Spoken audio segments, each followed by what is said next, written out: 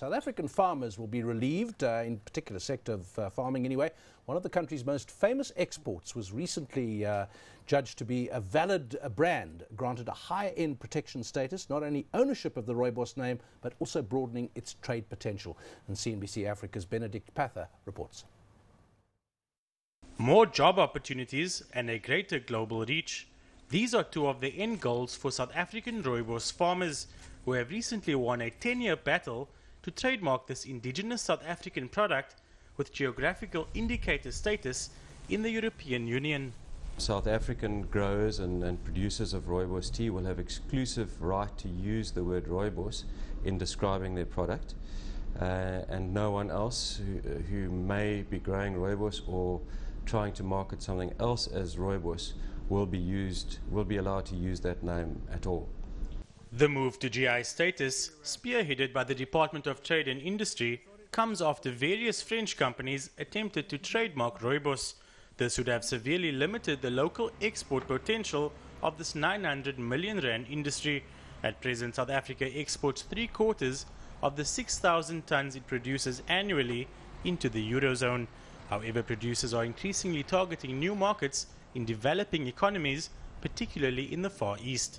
Rooibos is consumed in South Africa. It's a well-known and very old herbal drink here.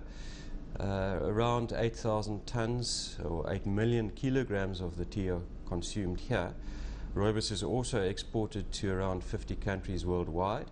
The total exports are around 6,500 tons or 6.5 million kilograms. And just to give you an idea, that would translate into roughly 2,600 million cups of tea. Rooibos is farmed exclusively in the Fynbos region of the Western Cape by around 450 farmers who collectively employ thousands of workers within their production line. And it's not just about brewed tea. The downstream industries around Rooibos include cosmetics, dyes, and sports drinks such as Bos.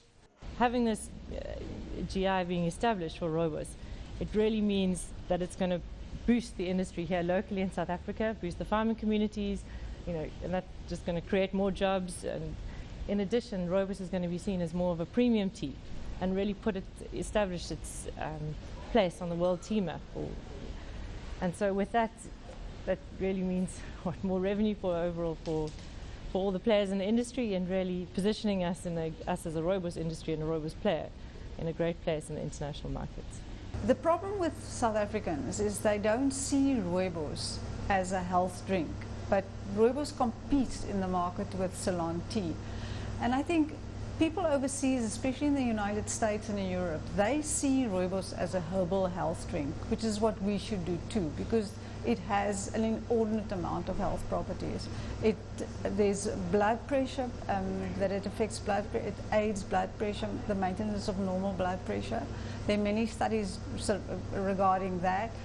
With blood sugar levels, there are studies regarding that. So all in all, and I think together with our data that we've now found with cortisol and cortisone in active form, I think one should really take note of Rooibos in the market as a health drink and not as an ordinary tea.